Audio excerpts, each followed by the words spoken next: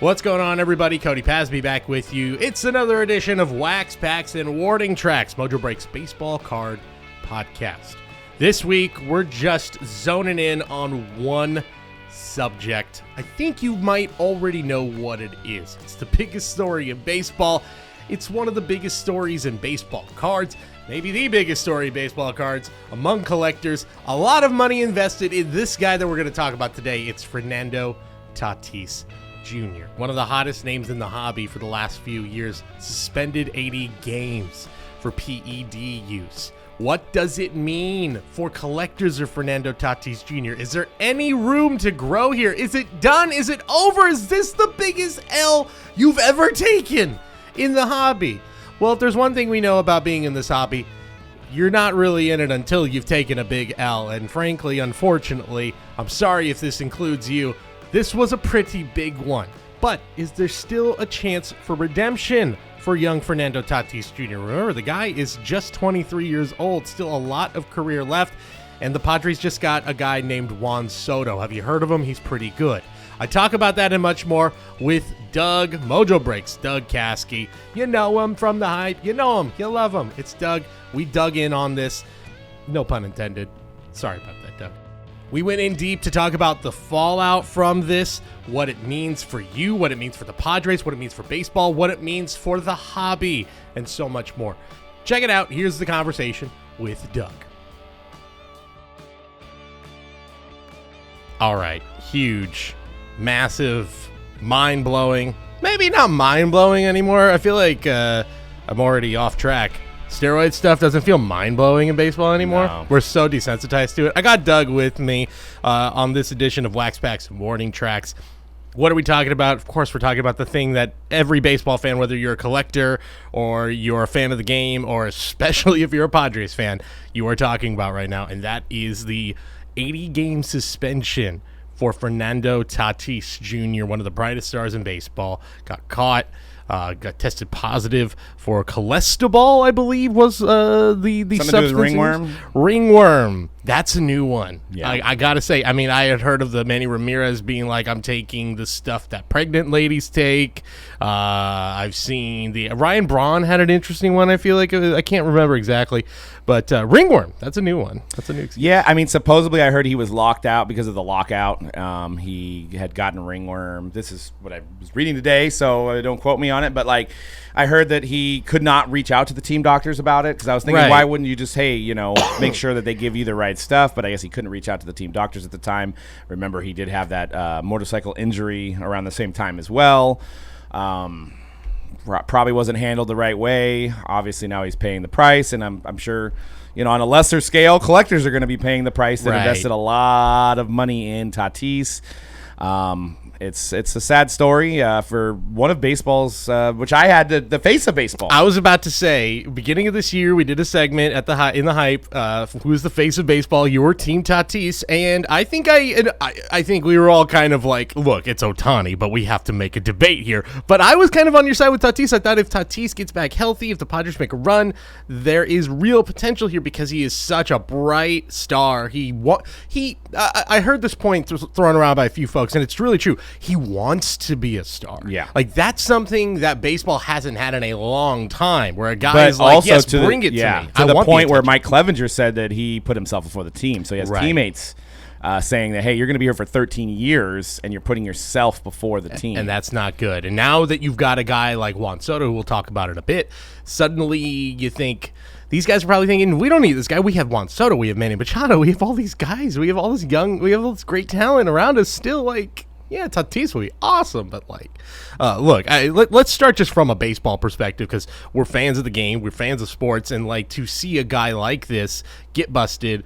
everything that's happening. I think the thing you saw with the Padres team, which I was pretty amazed at how frank they were. They were just like, look, we made this far without him. This guy's immature, and it's true. I think we even said at the beginning of the year, the thing we've talked about how his value kind of is dwindling because there is the immaturity factor, there's the motorcycle stuff, the injuries just keep stacking up. Yes, he's really young still, he's 23, and he's done so much already, but at a certain point, there was a feeling of like it is starting to all stack up here. But I think just in general, like if for baseball, this is such a massive blow because it's the biggest name to get suspended, I'd say, probably since Cano.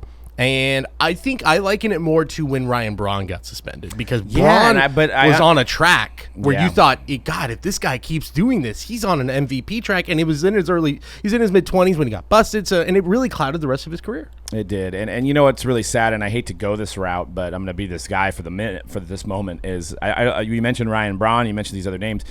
I don't think kids hitch themselves as much to Ryan Braun as Tatis. This is bigger. Tatis was, on the highlight reels in SportsCenter, and you had kids, especially from the collecting community, hitching their tractor, their trailer to him, and really going in and collecting him and looking and like maybe modeling their game after him. And hopefully it'll be a thing of the past in a few years from now. I hope he'll right the wrongs and we'll forget all about this. But I can't help but think, because like Trout, kids love Trout, but Trout's a little bit on the older side, now. And this is the guy. Vladdy never really seemed to appeal to the kids as much. And I think Tatis was the guy that like a lot of youth modeled their game after. And it's sad to see that now that there's that steroid cloud, and parents that maybe had bought in kids Tatis jerseys have to kind of explain why he's not playing now. And I think that's kind of the tragedy in this all. And like I said, hopefully time will heal this all, and we won't be talking about this come 5 years from now. Yeah, and that's kind of the next point I wanted to go to, is that there is this feeling there's to get maybe I am going to be too optimistic here. Maybe I'm going to be trusting him a little too much here, but there's the feeling that I get when I see his statement versus previous big players who got busted. I actually see remorse in the statement. Didn't know I did it. Made a mistake. That's on me. Should have done better. And when you kind of couple that with, there have been talks of like, oh, he's immature. He doesn't know, like he needs to grow up a little bit. You couple that all together and you can make a case that, yes, maybe he did do something unknowingly. I'm not gonna now. Again, there have been stuff that have come out from his dad, who kind of gave it a different story, and there was no ringworm involved. And then of course, when you remember the history of the Tatis family and steroids, his father, I believe, got busted in his career. So it does look. I think we're past ever giving players the benefit of the doubt with this stuff, and especially because there's so many things you can't take that you can hide easily. Yeah. It's not hard. It's hard to get busted nowadays, frankly. It is. But I guess kind of what you were saying, he's young enough that two things. He's young enough that you think if he has a great career going forward and never, ever, ever gets another drug suspension, you think, okay, it wasn't that. Then maybe he was right, and he could end up having a great Hall of Fame career, and nobody thinks about it. It could just be a bump in the road because it's so early. Or the other side, or I should say, in the other point, I just don't know if the steroid stuff holds as much weight as it did during the Bonds and McGuire and Sosa years. I just think that people are used to it. There's a fan base that grew up with it, and they just think, it happens. But I think you also, and I'm a Bonds apologist, as you guys know that have listened to the show for a while, but I think that's one of the reasons why it is a big deal. I think, honestly, if you would have let Bonds in the Hall of Fame, we all know that A-Rod's probably going to get in the Hall of Fame. Clemens probably won't get in the Hall of Fame either. Did you see A-Rod's comments, by the way? He was on the Michael K. A-Rod cast. Jared Jeter was on it, actually, too. And Michael K. just straight up said to him, what do you think about the Tatis stuff? No, because of your history. And A-Rod was surprisingly honest and said, I wish young players would learn from my mistakes. I can't believe this is still happening. He's like, look at all the work I've had to do to repair my image. He's like, and I'm probably still never getting into the Hall of Fame. And I can't believe young players don't look at me and say, I don't want to be that. So I was actually pretty impressed with what A-Rod had to say the other day. Yeah, that's impressive. He's definitely a good speaker. I think something that Bonds lacks, and Clemens for that matter, or just lacks the drive to even want to do exactly. That sort of that's stuff. 100% what it is.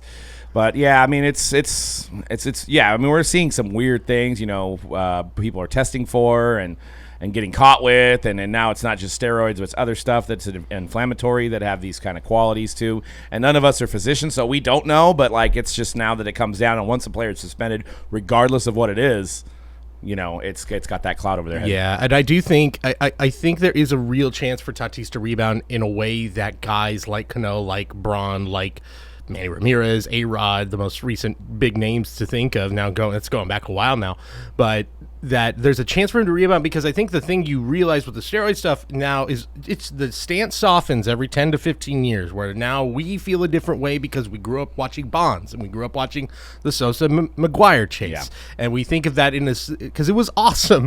And yes, it was cheating, but again, we have a softer spot for it. Where I think then kids are going to look at this and say, well, baseball has the most strict drug testing program by a large margin. I mean, it's basically baseball and the Olympics are the two most strict drug testing programs. 100%. And I think there's going to be people who look at that and go, well, if a guy took something and he probably should have known better. Right. But, like, it's going to bust you for something there that maybe you don't get busted for in football or basketball, or you're certainly not going to be looked at it the same way, especially, like, football. Like, nobody cares. Like, nobody seems to care. No one cares at all.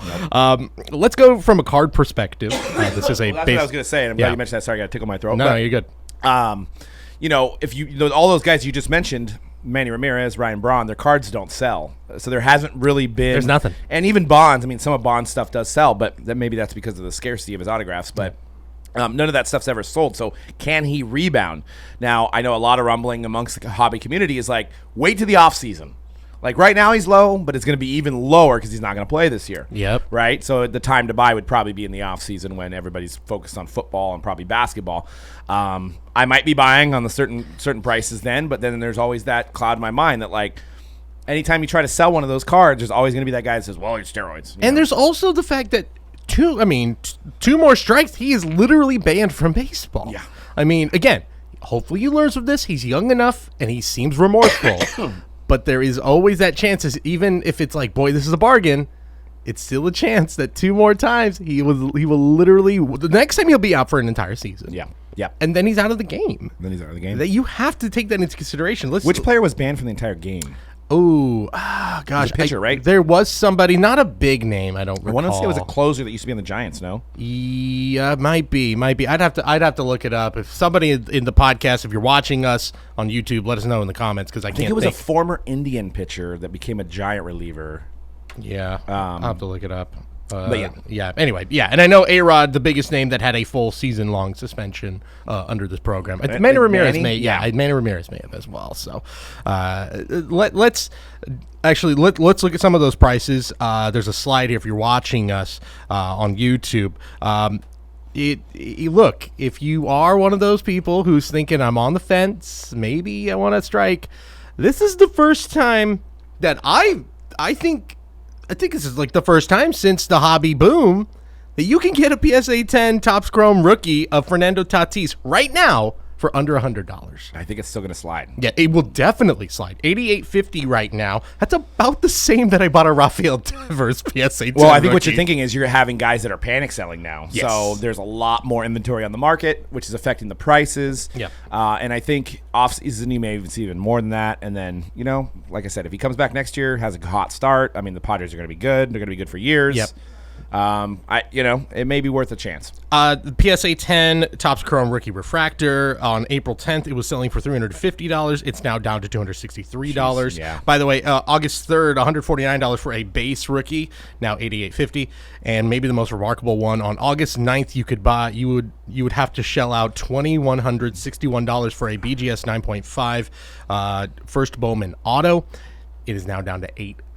Jeez. That is easily the first time I've ever seen any major Tatis first Bowman under $1,000. And I mean, I think you're right. I think this is the biggest name we've had in the card community during the card boom and everything that we're doing right now with cards to be affected by something like this. I mean, now I'm like thinking, I know this is a different sport, but like, do I buy Zion or do I buy Tatis? Right. What's crazy is that a year ago, if you were to pose that question, I think everyone would literally laugh in your face and go, clearly one of those guys has a better future than the other, and it's not the guy playing basketball. It could not be further from the truth right now. Zion seems like he's primed and ready to come back. Mm-hmm. It's a good buying opportunity right now versus Tatis. Obviously, this is a potential cloud for the rest of his career. So you kind of alluded to it. Is this the biggest L in terms of just athlete investment in the hobby, in the post-boom hobby I think so. world. Yeah, I can't think of anybody bigger name that's been affected by this. I mean, we've had some guys pass away, early in their career. Our rest in peace, Jose Fernandez. I know he was a pitcher, but he had a lot of hobby lore at the time. It's harder to claim that in that as a pitcher. sense. Yeah. I mean, but where are people moving their money to? Is it going to Aaron Judge? Is it going to Vladdy Guerrero? Well, I mean, in a way, it's kind of in a hobby, from a hobby perspective. If you're a Padres fan who was collecting Tatis, you just got gifted another guy to say, well, I think I have a new PC, and his name is Juan Soto. Juan Soto. I mean, there's also Shohei still doing his thing, right? Of course. 'Cause, I mean, if you look at the last 3 years, it was pretty much Tatis and Ohtani, right, as rookie cards. Because, I mean, you could say Aaron Judge, but he was 2013. So those cards are a little bit less achievable, compared to how many more sets were made and how many other cards are made nowadays. So, I mean, I guess you'd probably say Ohtani would be the guy that people are moving into, but then they're not going anywhere, right? So that's a tough thing. And you have Trout, who's got probably the back problem that people maybe are a little less likely to invest in. What's tough is that for Tatis, I understand what the allure was. Like, he is a star shortstop. I mean, that is a star-making position. If you can become, the defensive wizard and the hitting, like, there are few positions in all of sports where if you can become the face of your sport at that position. I mean, quarterback in football, shortstop in baseball. I think it's kind of it's in that realm. So there's that allure. There's the fact that he signed that huge deal where it's like, this is a lifetime contract, and all those other guys you mentioned. Judge could be on the way out this offseason. Soto, even though he gets traded to the Padres, who knows what they're going to do? I mean, they already have so much money invested in Machado and Tatis. Are they really going to throw another mega contract at Juan Soto? It kind of felt like this was hey, let's do something here in the next 2.5 years. And wasn't he, did anybody top him? Did Wander wind up topping him for the least amount of games played with the longest contract? I think Tatis was the guy, right? Like that. Tatis was the guy, and then I think Wander, did end up Wander topped him, but I think it was Tatis prior to that. Which set a trend, right? Which set the trend. Now you're gonna. It makes you wonder if teams are gonna be like, let's give him a few years to make sure he matures. Yeah, there was a new thing going on in baseball where it was like these pre-arbitration players. Let's sign them up. Let's just buy out the arbitration years and then give them 3 to 4 years tacked on to it. And then Tatis obviously just blew that out of the water and really went another step further. It's hard to kind of find any guy. I guess if I am leaning towards someone, it is maybe Vladimir Guerrero Jr. Because there's Bryce Harper too. A little bit on the older side as well. But I think the allure too with Tatis is the fact that he was going to be on the same team that entire time. Like, he will be a lifelong Padre. Yeah. I know, yes, his first moment is on the White Sox, but again, the rookie cards were as hot as anybody's. So there's that as well. Whereas, I don't really know if there's anyone. And I guess, for me, it would be Vlad, because he seems like, I think the Blue Jays want to get him there long term. You also have the popularity of an entire nation behind him, which I think is something that is always underrated about really good Blue Jays players as well. I think Julio he Rodriguez might have the best too, right? J-Rod might be the next guy. You can throw him in there. I mean, the thing that I don't like about Vlad, and I love his ability, but he's kind of more of an extrovert in a sense. He's not one of the guys that's going to go out there, talk to the media, do anything, say anything that's like Tatis kind of had that. Or introvert, introvert. Extrovert would be outgoing, but introverted, where he's, he doesn't really, he has his translator. He's not as outgoing. I mean, Shohei does too, but Shohei, I think, is a little bit more outgoing. Oh, he's a big personality. I think, Vlad's just a student of the game, and he's ready to hit, and he's ready to do his job, but he's not out there kind of talking, know. And I think that adds to, at least from a hobby perspective, is that people like to see the player behind the player in a way, right? Yeah. So Acuna might be the other guy too. Yeah, Acuna. I think Acuna has had a weird year coming back from injury. It's been a little up and down. You've seen flashes of greatness. He's a guy that, again, he's young enough where you say, give him next year. This year was kind of a mulligan. If he can just come back and stay healthy and be in the lineup every day, that's a win, because it was such a devastating injury. So he might be the other guy. If you're looking towards, where am I going to shift my money towards? Or heck, if it doesn't hurt you enough, I don't know, C.J. Abrams now on the Nationals. That is one of those Padre prospects who's now on the Nationals. You go with one of those guys as well. There's a whole lot. I mean, if history repeats itself, the Nationals lost Bryce Harper and then won a title. I mean, what if they lose Juan Soto? They lose Juan Soto, and then 2 years from now, they are laughing at all of us. I mean, Mike Rizzo, the GM, is a former scout, has a great eye for talent, and picked and choose the guys in that Padres system. So you kind of it does, if you're a Nationals fan, it gives you a little bit of confidence. What do you think this means for we got to talk about Juan Soto. We kind of mentioned it. Juan Soto now on the Padres. I think the thought was always, all right, we're going to get Tatis back. We're going to get these guys for 2 months in the season together in the same lineup and have a real chance to challenge the Dodgers for the World Series for the next 2 years. Doesn't look like that's happening this year. He'll be out at least the first month next year.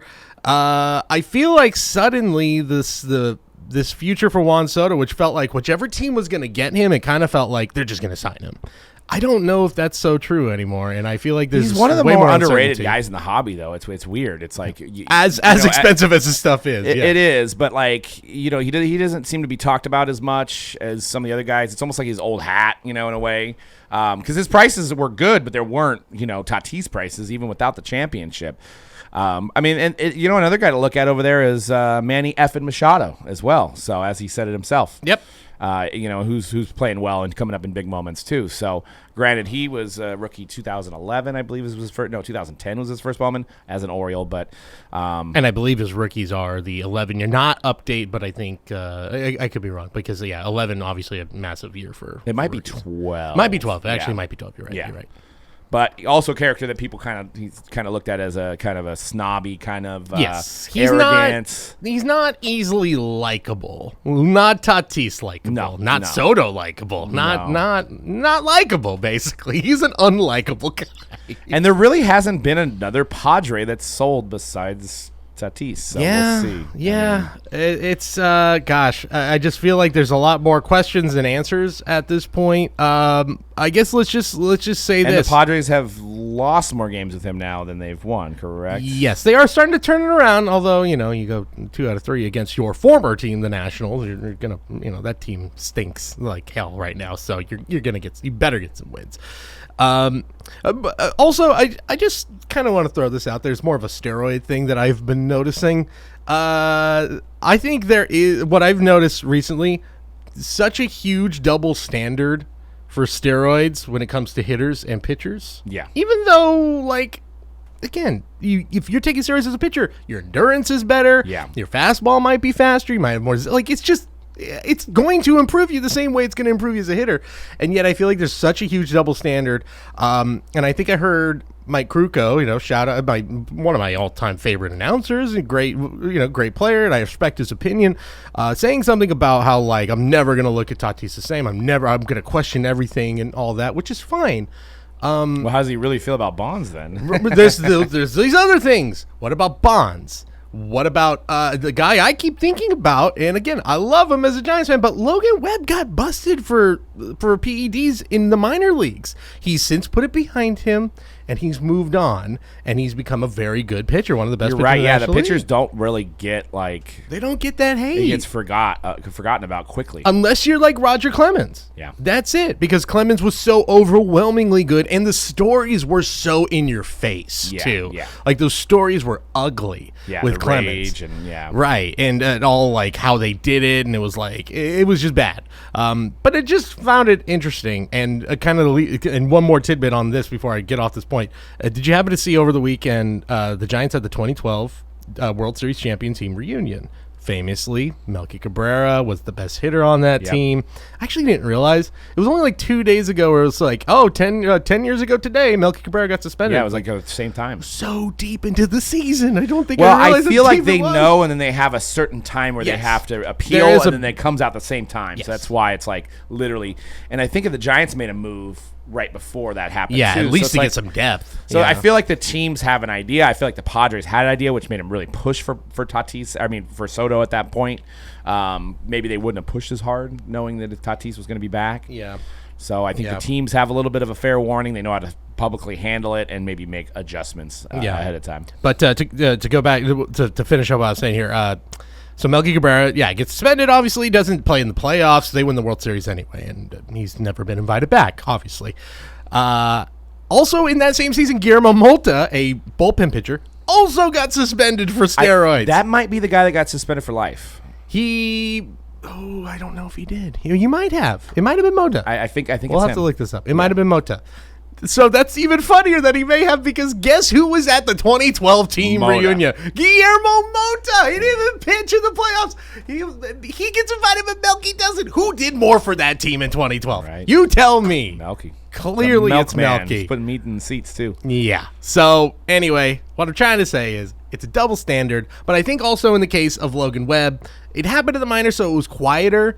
But I think it also shows that if it happens to you early enough in your career, there is a real chance to rebound from this. It's going to be tougher for Tatis because the spotlight is so bright on him.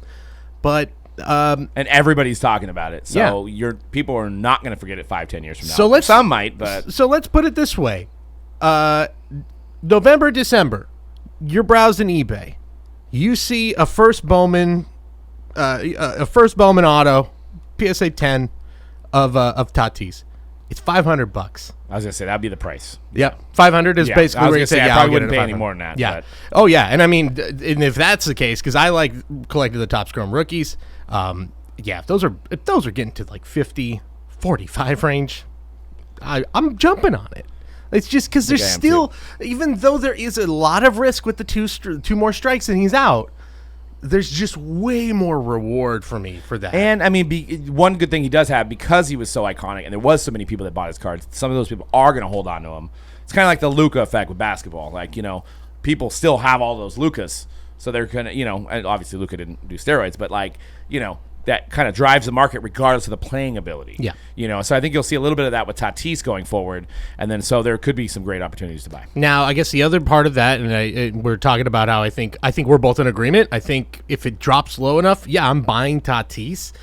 But the flip side of that is, I think the most recent major controversy in baseball, the Houston Astros. It's different, I know, but guys like Bregman, guys like Altuve in the hobby have never rebounded from it, and they never will. And I wonder if that's different because it feels like they stole a championship versus where Tatis, it's your kind of your old-fashioned, if weird to call it, old-fashioned steroid suspension, and it's just he's only hurting himself, whereas those guys are maybe seen as like, you literally stole a championship. Maybe it's different, but I think that might give some people pause. Yeah, and it's such a blanket statement. Like, did he take performance-enhancing drugs? I mean, he's lumped in the same category as somebody that took performance-enhancing drugs. Too bad there's no way to prove that he did take something for ringworm. I don't know, and he bought it overseas, and it just wasn't the right.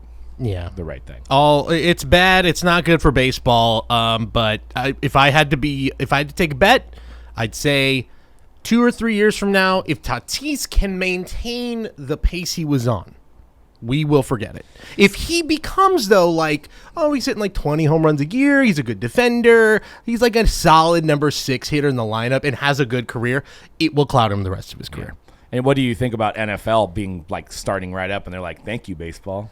You're just this momentum crusher. Oh, I know. I know it doesn't crush the whole league's momentum. Baseball tried. They tried to do the Friday news dump. They tried to hey, Juan Soto, isn't he cool? Juan Soto, everybody on the Padres. It didn't quite work. I mean, we're talking about Trey Lance winning the MVP, and it's preseason, it's only the first week, and it's all the news. Yeah. I went on ESPN last night, and literally they were running some kind of fantasy football draft special there was baseball games going on. Here's the thing, though. If you're baseball, you could also say, thank God this happened in the third week of August and not May 6th. Yeah, when it was a whole spotlight. When it would have been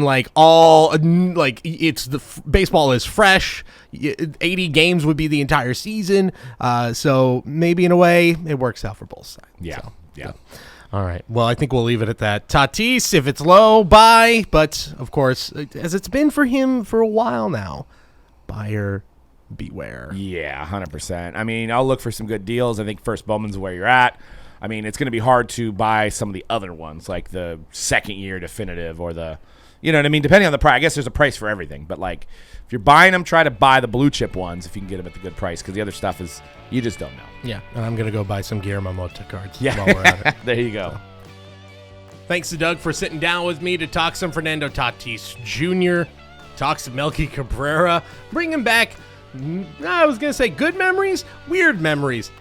Giants did win a World Series that year, so I really can't complain at all. But what do you guys think if you're watching us on YouTube? Is there a double standard for pitchers and hitters for steroids? Can Fernando Tatis Jr. rebound from this? Is there always going to be a cloud over him for the rest of his career? And what are you doing? If you've got Tatis in your collection, are you selling right now? If you don't, are you looking for buying opportunities? I don't really think there's a wrong answer here. It's a weird time. It's a strange thing, especially how young he is and how much was invested in him. There really isn't anything quite like this for the baseball card community in a long, long time. Let us know in the comments if you're watching us on YouTube, or just, shoot us an email or something to let us know what you thought. And of course, if you haven't already, make sure to subscribe to the show, Mojobreak Sports Card Show, wherever you get podcasts. Wax Packs and Warning Tracks on Tuesday, and The Hype, our flagship show, every Thursday. We'll be back with more next week on Wax Packs and Warning Tracks. Cody Pasby signing off. See you guys.